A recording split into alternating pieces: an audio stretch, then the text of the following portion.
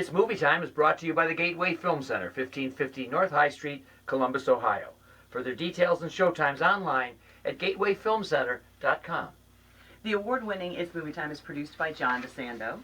Listen to shows and read reviews online at WCBE.org. I'm John DeSando. I'm Hope Madden. And this is, hey, it's Movie Time, summer 2015, and just kind of see, what do we have? So we can begin, Hope, with Avengers. Okay, yeah. Yeah, what do you think? Anybody there?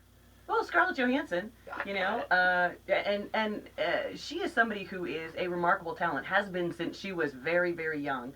And so I think that, although most of the actors in the Avengers, they are, Mark Ruffalo's been nominated twice for Oscars, right. And, they have very talented cast, but I think the fact that she's, she's a badass, she's obviously very, very attractive, but she has a great deal of talent, I think elevates that role. It could be a pretty small throwaway role, and I don't think it is. Do you think with the love interest with Hulk that's an advance? I liked the love interest with Hulk. I did too. Very much, because I love Mark Ruffalo, and my favorite Avenger, my favorite superhero from the time I was a very small child was the Incredible Hulk. He's my favorite. So I was really happy when they cast that well, and I thought, oh, good for him. Like, oh, good.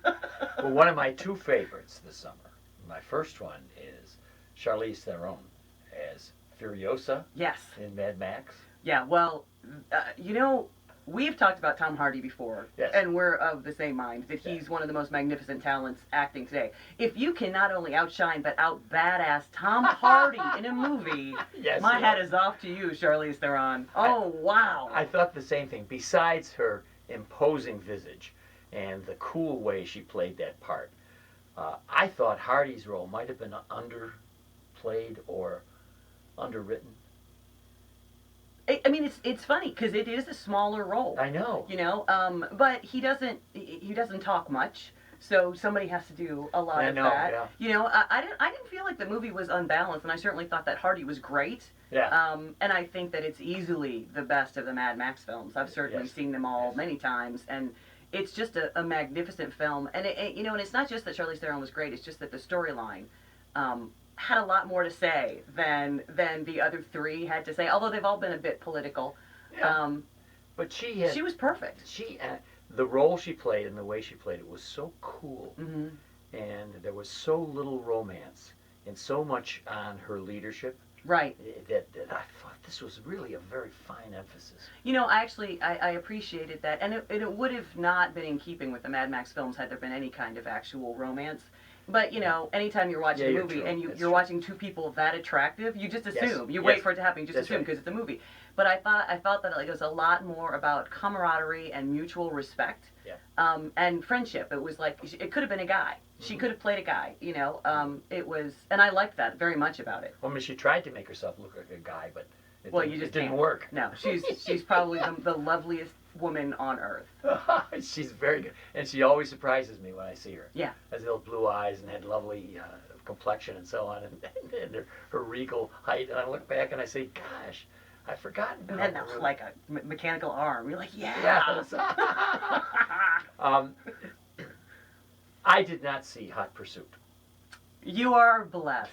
Consider yourself blessed. Oh, no. It was not a high point for women in cinema this summer. And it's too bad because Reese Witherspoon is a great comic talent. Like, Election is such a great movie. She is so good in it. And I don't, honestly, I've never seen Sofia Vergara's TV show, but I know she's been nominated for Emmys. I assume that she's very good in it. I know it's hugely popular. But, so my guess is that she also is quite a comic talent, and this is the worst movie I've seen this summer. Oh my God, it's awful. And the Vergara character is it's such an ugly, slapped together bunch of stereotypes and, cleavage jokes that I just thought, why would she take this movie? Yeah. It was so beneath both of them because, it should have been better. It was awful. Well, that's what I felt, that there's some movement toward more flamboyant female roles, and that they were just trying to participate in that, which was something that we were accepting and looking more for, and they just didn't have the vehicle. No, I think you're right. I felt like it was probably because of the popularity of the movie The Heat with Sandra Bullock and Melissa McCarthy. I felt like this was, in keeping with that was probably the plan or the idea, but it was just a bad film. Right. You just can't have these charismatic actresses Right. are just not going to be able to pull it off unless they have good stuff. Oh, absolutely. My favorite, maybe my favorite this summer, which is a given because of my background, but Carey Mulligan in Far From the Madding Crowd. She's always wonderful. Isn't she? I am. She really is. I was so surprised because in my mind I have Julie Christie. Oh, sure. You know, so here we have Carey Mulligan, who is not at all the same kind of beauty, No. but just a much richer beauty as far as I'm concerned. Well, I think, Julie Christie was very talented, but I think Carey Mulligan has layers and layers to her that Christie did not have. You got I it. just think and she can play basically anything. I mean, if in Shame was the character in Shame was so unlike the character in Drive, which was so unlike this character. Right. She's just She is. magnificent. She is a chameleon. And as an aside, she has one of the greatest smiles in the universe. Oh. But anyway, so that's Far From the Madding Crowd. Another Tom Hardy. This is a different Tom Hardy. That's the novelist Tom Hardy. Right. Totally different guy. Right, totally different. Talk to me about Melissa McCarthy. Okay, all day I will talk to you about Melissa Good. McCarthy. I am a tried and true fan. I love Melissa McCarthy. When I saw Bridesmaids, I just thought, no, I have to see everything that person does. Like, oh, she was so magnificent in that. And I know a lot of film critics who don't necessarily share my love for Melissa McCarthy.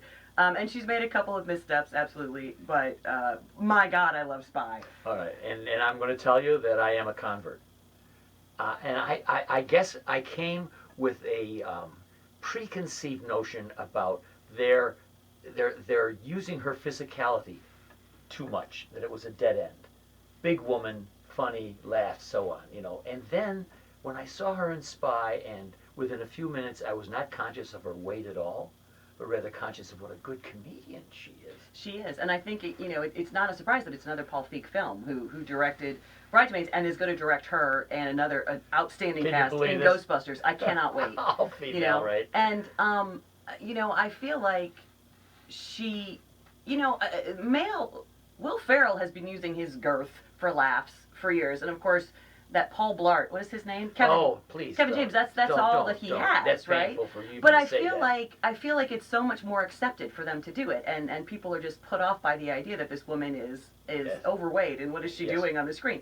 And I think you're right. In Spy, she's it's far more than just physical comedy. Oh, It's far more. I mean, I think they just got away with it. So, particularly when in the beginning they're putting her behind a computer screen, and we're not conscious of that, but we are conscious of her face, of course, and her reactions as she's directing this drone. And then I think because she plays different characters as her spy characters try to convince people, Yes. you get a chance to see how many she can be sweet, she can be foul-mouthed, she can be, wily, she's just a really, really strong comic actor. Now, Hope, unforgettable to me, when she and Jason Statham face off with each other.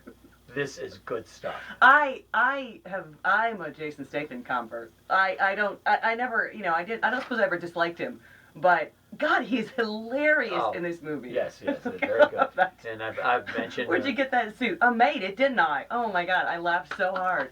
And there's an awful lot of screwball comedy between these two fine actors. But anyway, so yes, good. All right, we're agreed. Now, I don't know, Ex Machina. We have, a female of sorts. Yeah. Alicia Vikander. Yeah, Vikander. Alicia Vikander playing an attractive robot. Can we fit this into this summer paradigm? Well, it's a little early to be considered part of the summer film, but I thought it was a spectacular. Do you think it's too early? Yeah, a little bit. I mean, maybe. I think it really was released in March, so it doesn't. I don't. Oh, okay. Well, I didn't see it. Okay. We didn't. I don't think. We may have seen it in a screening, but that it came out here. That's right.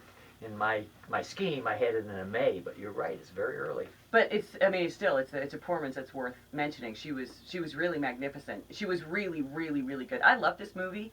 I think that everything about it was very strong. But for me, Oscar Isaac, who is, to me, he's like the next Tom Hardy. He's a chameleon. He's magnificent. Everything. He took the movie to a whole new level. But listen, he's going to be in a galaxy far, far away. Yeah, he is. He is. And that won't come out this summer. But No. the Star Wars is going to be up, and watch and see what he does. And that I'm right on your point.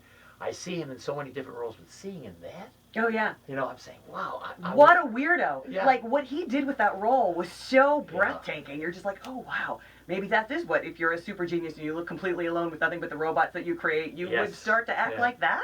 It's called Ex Machina. If you get a chance, if our audience gets a chance to see it on DVD or whatever, it's cerebral, it's exciting, and it's very modern. So it's a great one. Now, okay, so my most recent female is, well, not my most recent, because I have seen Mia and Earl, but in Jurassic World, Bryce Dallas Howard plays Claire. Mm-hmm. Have you seen it? Yes, I do not. I didn't love the movie. I didn't dislike the movie. I disliked that character a great deal. Tell me why. You know, that style of romance, I think, was played out by 1985. And it feels like nothing but stale to me. It feels so just doesn't fit and is unpleasant. Like it's a bad style of character that should have died with Romancing the Stone. That should have been the last time we saw the uptight, good-looking, gonna keep my heels on until some rogue kisses me. So I don't know if I want to blame Bryce Dallas Howard for it. Although I've never been a huge fan of hers. It may not be her fault. That's the way character was written, was directed. But it was my least favorite part of the whole film. Yeah, I tried to fix something metaphoric about her wearing the heels the whole time. Yeah. And I thought, well, that's because she's uptight the whole time, and she's a careerist, you know, who's not going to be able to get out of it. Yeah, I didn't go there. I was right. Because she also, of course, she's wearing white. Because of course she is. Oh, I know. She'll be wet soon. How bad is that? It was, very 1985. Well, there's a female role I like that hasn't come out in Columbus yet, but is coming soon. And that's Mia and Earl and the Dying Girl, Olivia Cook, who plays Rachel. So, I've not seen it yet. Yeah, I want to alert you to this. Yeah.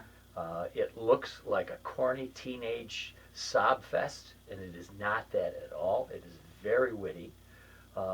Those of us who kind of like this business, you will enjoy the videos that they make. This 30 or 40 videos they have of taking classic films and doing their own version of it. These nerdy guys. Mm-hmm.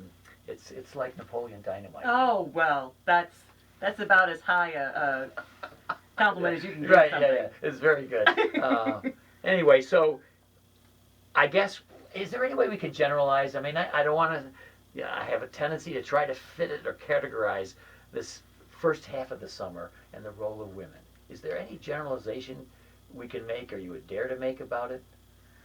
I don't know. I mean, I was, the fact that, for example, Pitch Perfect 2 did so well, and that not only is an entirely female cast, but Elizabeth Banks directed. Yes. And I think if and then she was also really wonderful in Love and Mercy, and she's going to be in Magic Mike that comes out, which I'm sure will be awful, but I'm confident she'll be good. Yeah. You know, I think, forgot that. Thanks for reminding me. I left that out, and I enjoyed Pitch Perfect 2.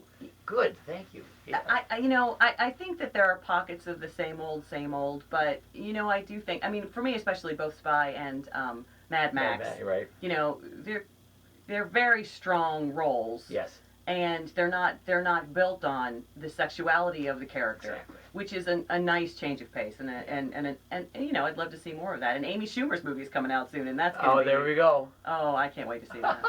And that's going to be another one, as my guess is, a very strong female role that's really not built on sexuality. It's called Trainwreck? It's called Trainwreck, and LeBron James is in it. Oh, yes, all right, okay. Well, I certainly hope our show wasn't a train wreck, but we have a whole half of a summer to go. Right. Thank you.